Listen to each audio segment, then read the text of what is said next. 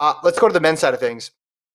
Men's 1500, where you can hang your head in shame. Your prediction that Jakob Ingebrigtsen wouldn't lose until he retired came to a sudden halt.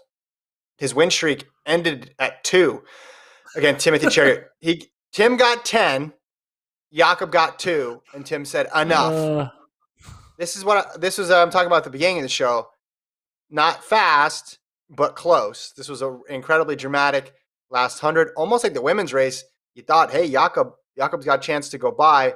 Cheruiyot kept him at bay. It looked an awful lot like, it was a little slower then, but it looked an awful lot like that Olympic final setting up where Jakob was just going to sit on his shoulder and then kick. But Cheruiyot was able to do it, and Gordon now has to deal with not just a bad prediction. Talk about 1,000% wrong. You were predicting this guy was going to go undefeated for several years, and he didn't make it through September.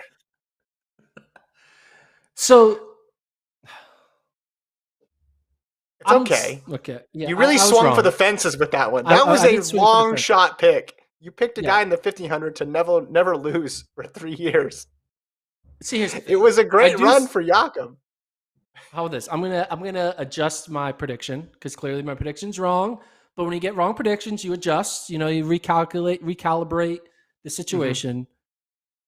He may not go undefeated, but he will go undefeated at World Championships, both indoor or outdoor. All right. So he'll win 22 World Indoors if he enters. He'll win 22 World Outdoors. He'll win. See, that's a soft prediction. World Indoors, 2023 World Outdoors. He'll win every global indoor or outdoor championship, regardless of event, 15 or 5K, through 2024. So but that's not that many races that he's going to win. I liked your other prediction better, where he just was never going to lose to anybody. I thought that was really bold of you. Really showed some gumption. So we're at 11-1. If you count the pre-classic, you got to give Jakob, because that was a mile, not a 1500. Yeah. Give Jakob another one there for 2. So he had 2 in a row. He's on a little bit of a roll.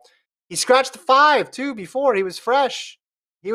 But hey, if you went back 3 months and you said the race was this close, because this used to be one-sided in Cheruiyot's favor, and the margins, they were close, but Cheruiyot always seemed in control, especially back in 19.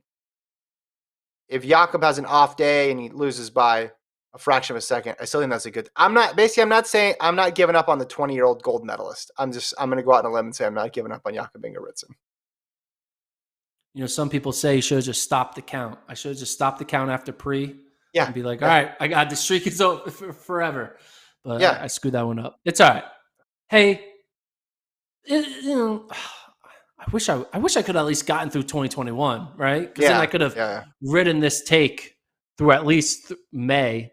But now the take is just dead. The take is dead on arrival. Hey, that's why you make takes. That's why you make a lot of takes. Some of them fall off, and some of them stick with it. So this reminds me of a year. Train to ride. There was a year, I forget which one it was. Maybe it was 2014 or 2015 or something. I don't know. It was a while ago. And my other podcast, we did bold predictions at the beginning of the year. So on the first week of January, I'm like, no world records at all in this year, because I did the math. I was like, all these are out of reach.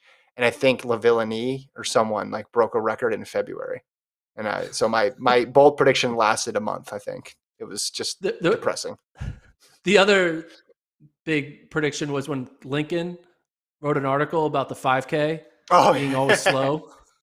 He wrote an article why is 5K slow every year? No one's sub 13. Yeah, no one's running fast in the 5K, and then a week later, 12 people run 12:50. Brussels. Yep, that was Brussels 2018 with that one. That was a classic Lincoln heater there.